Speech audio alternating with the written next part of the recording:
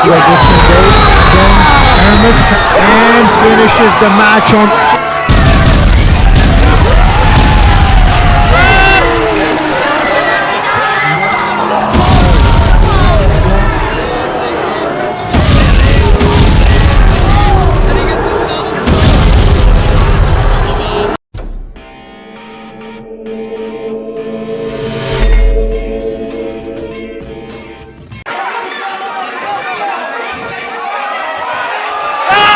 Basta bakbakang Pinoy, makikita natin ang bakbakang walang atrasan, walang takbuhan at walang pabebeng galawan.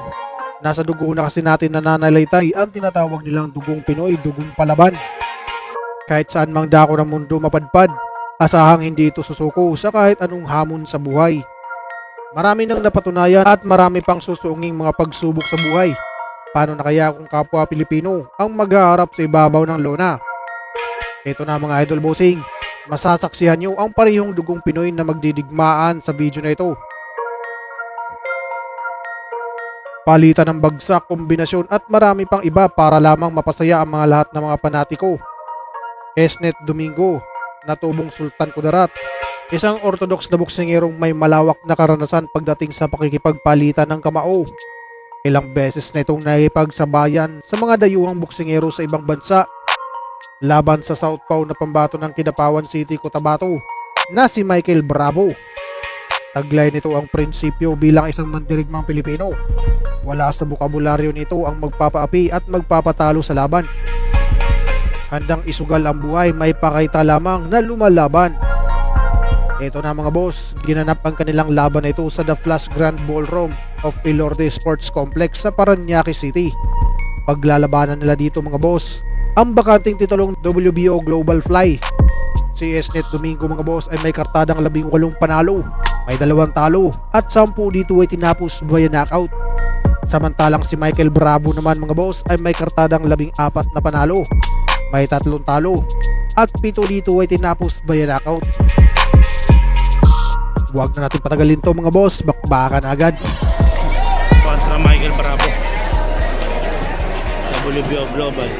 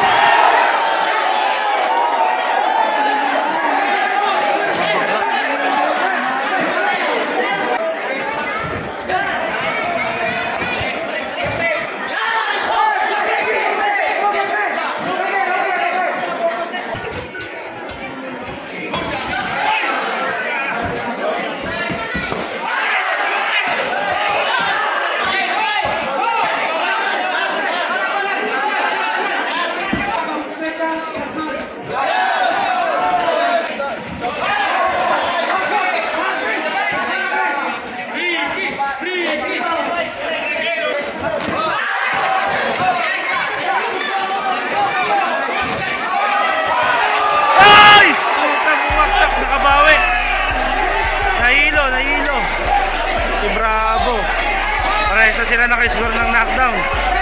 Gumaganda na yung laban.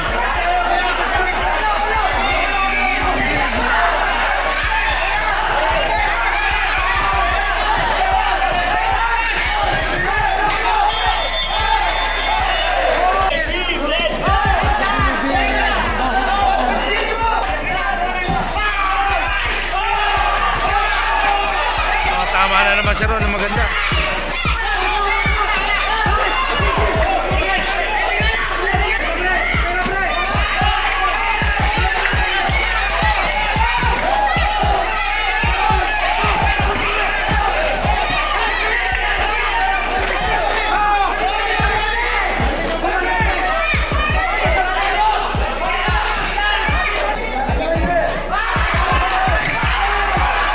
Kaya na nga.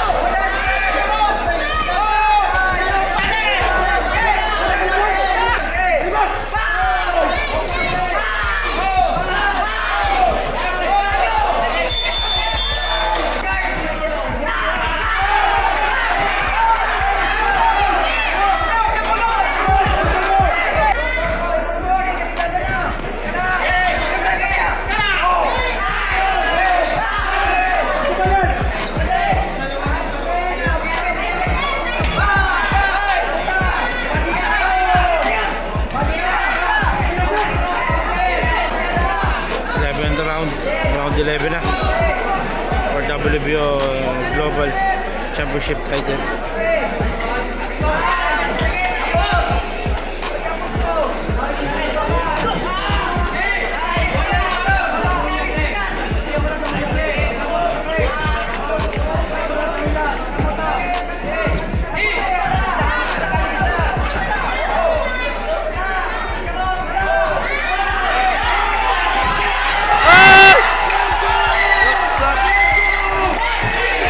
Score na naman na knockdown si Champ.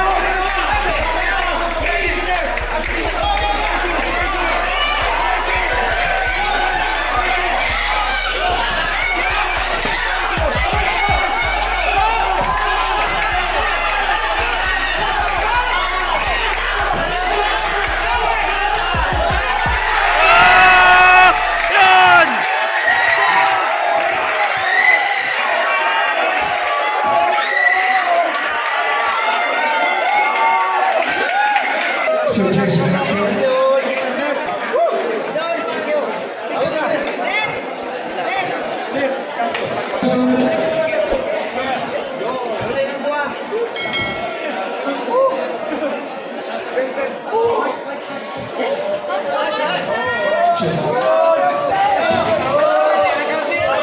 ladies and gentlemen, your official time, 1 minute